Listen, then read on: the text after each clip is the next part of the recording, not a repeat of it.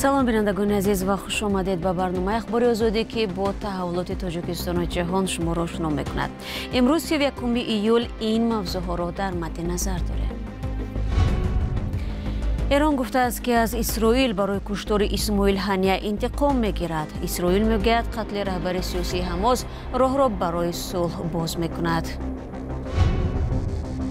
рафои холии фурӯшгоҳҳоро кӣ пур месозад? ихроҷи дастаҷамонаи муҳоҷирон аз Русия боиси камбуди ҷиддии нирӯи корӣ дар баъзе манотиқи ин кишвар шудааст. ва барои бунёди шаҳраки Сайҳун мақомоти вилояти Суғд сармоягузорони хориҷиро даъват мекунанд. мо ба лоиҳакашои холмон пешниҳод кардем. субҳи имрӯз дар Теҳрон Исмоил Ҳания раиси дафтари сиёсии гурӯҳи фаластинии ҳамос ки Амрико ва Иттиҳоди Аврупо созмони террористӣ медонанд кушта шуд. Исмоил Ҳания як рӯз қабл аз ин ҳодиса дар остонаи маросими савгандёткунии Масъуд Пезишкиён раиси ҷумҳури Эрон бо ӯ ва Алӣ Хоманаӣ раҳбари ҷумҳурии исломӣ дар Теҳрон дидору гуфтугӯ дошт. Сипоҳи посдорони Эрон субҳи 31 июл дар хабарномае гуфт ки маҳалли истиқомати Исмоил Ҳания дар Теҳрон ибтидо аз пурсидем дар чӣ шароите меҳмони ҳукумати Эрон ки барои иштирок дар маросими савгандёткунии президент Масъуд Пезишкиён омада буд ба қатл расид.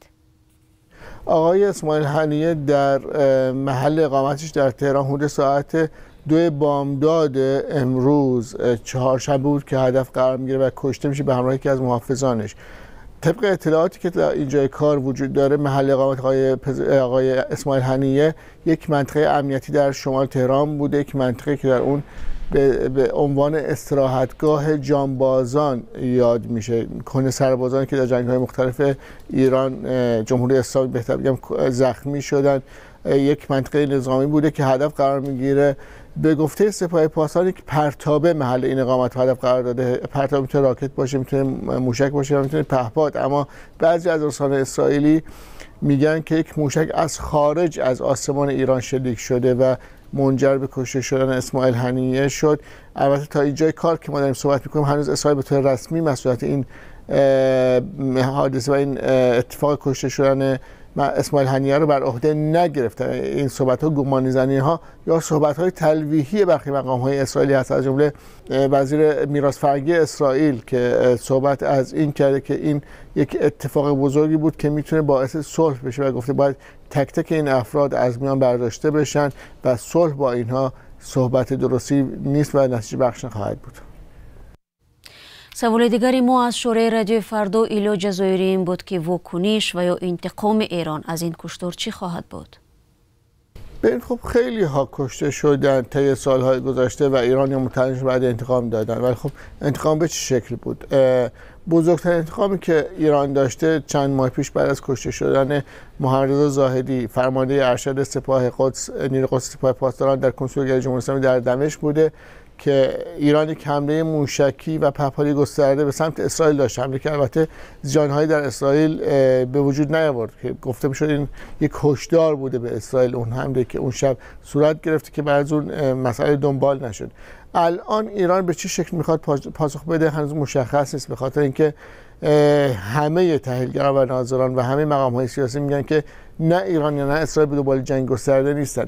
ممکن هست ایران از روی گروه‌های نیابتیش بخواد اقدامی انجام بده، اون هم به خاطر اینکه اتفاقی افتاد در تهران بود.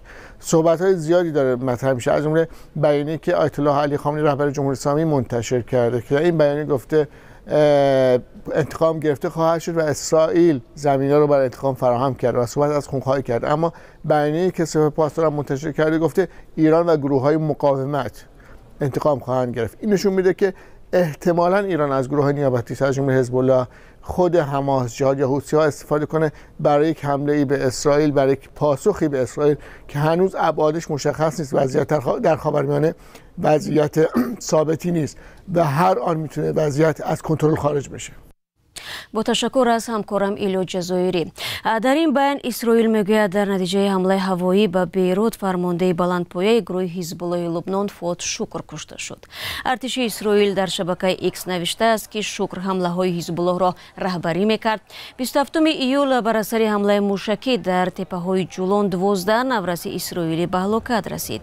اسرائیل حزب الله را که از طرف آمریکا گروه تروریستی ارزیابی می شود مسئول حمله می شمارد و وعده داده بود که از این گروه زیر سرپرستی ایران انتقام می گیرد.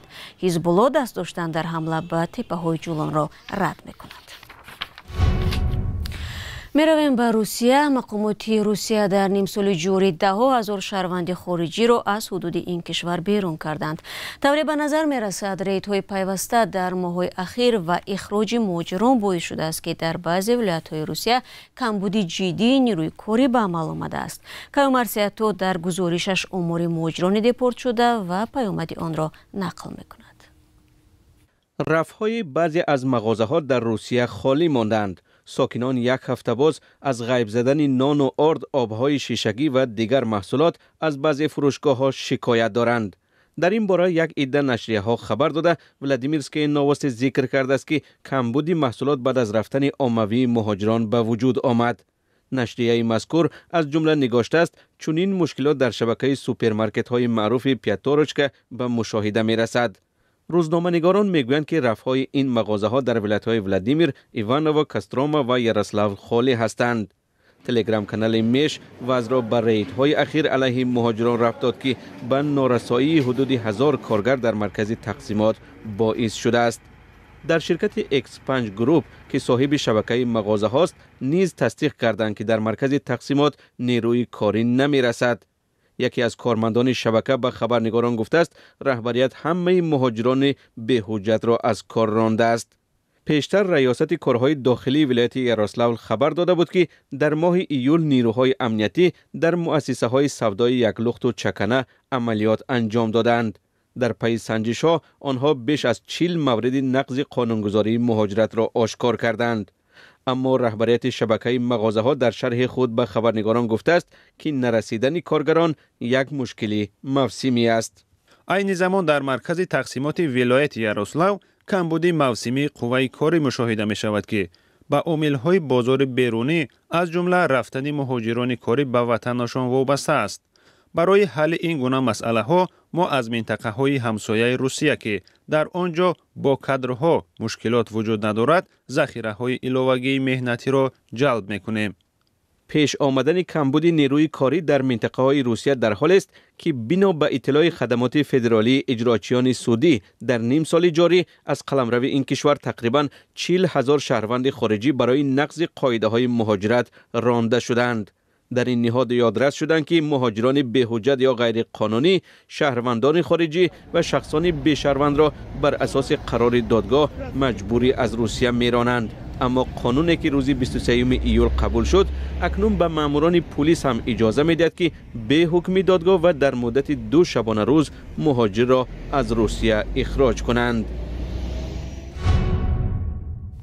برنامه را با گزارش از تاجیکستان ادامه میدیم. امسال مرکز ملی تستی نقشه قبول داوطلبان را به مکاتب عالی و مخصوص این کشور کم کرده است. چرا؟ در گزارشی برای صوفی میبینیم.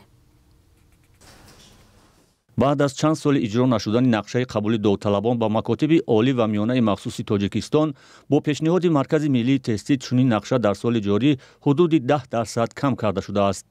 سبزعلی جعفرزاده مدیر مرکز ملی تستی در نشست خبری نهاد زیر رهبریش سبب کم کردن نقشه قبول داوطلبان در سال جاری را شرح داد.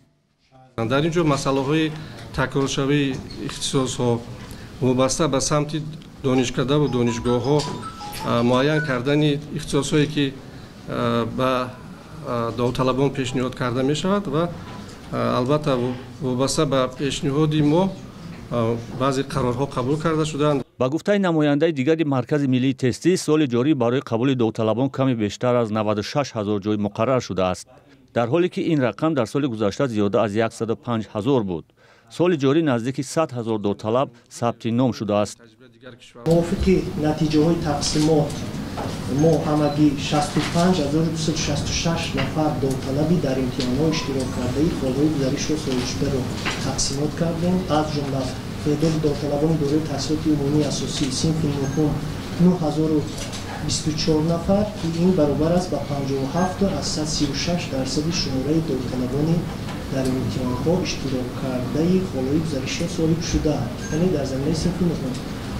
صنف 11 هم باشد 55342 نفر رو تشکیل می‌دهد که این برابر است با 80% شماره داوطلبان دوره تحصیلات میانه عمومی.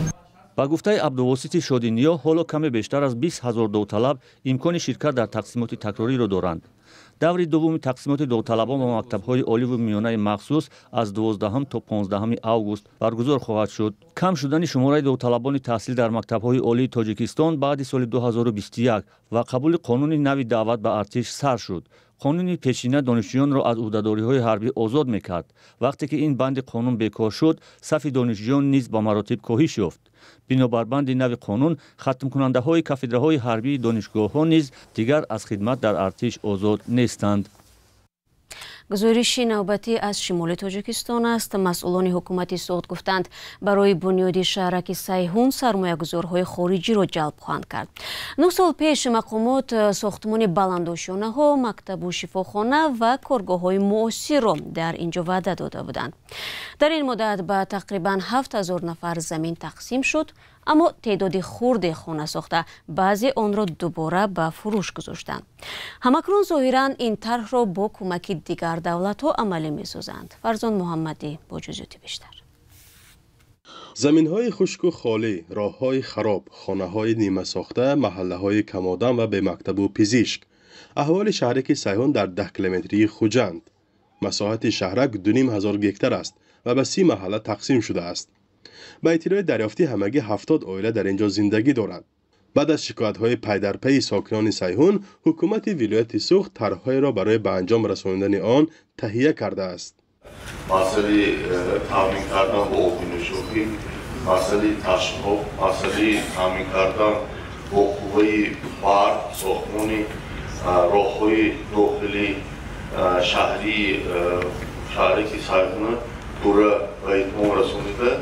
ما با لایحه‌کشی آلمان پیشنهاد کردیم، چون آنها تجربه کلان دارند و آنها با فوند قطر، فوند دولتی قطر خصوصی دارند. در ماه آگوست نقشه هست تشریف میارند.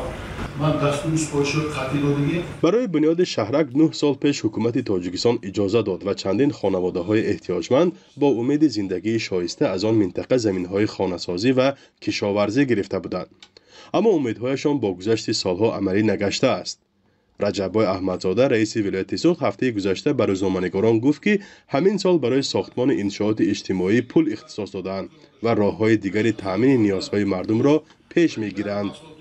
حاضر از حساب بودجه ولایت اداره ساختمان اصلی بنیاد مکتب اونجا رفته ایستاده است، بنگاه تیبی رفته ایستاده است، دیگر اینفراستراکچور ما کرده ایستادیم.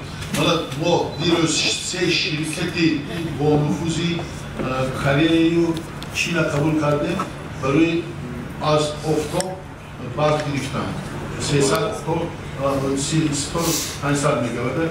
همین هم علاقه همین لایحه شده است. ما زمین هم شروع کردیم برای ماندنی همین و های آفتابی استانسیه آفتابی برای استیشن برق. ما باوری کنیم که همین سالهای نزدیک همین عملی میشود. این وظیفه ما است. شهرک سیحون با گنجایش از 200 تا 300 هزار اهالی قرار بود اهالی افزاینده ولایت و مردم محتاج خانه را با منزل و زمین تامین کند، ولی به نظر می رسد که این راه آسان و نزدیک نیست. فرزان محمدی، رادیو آزادی از شهرک سیحون.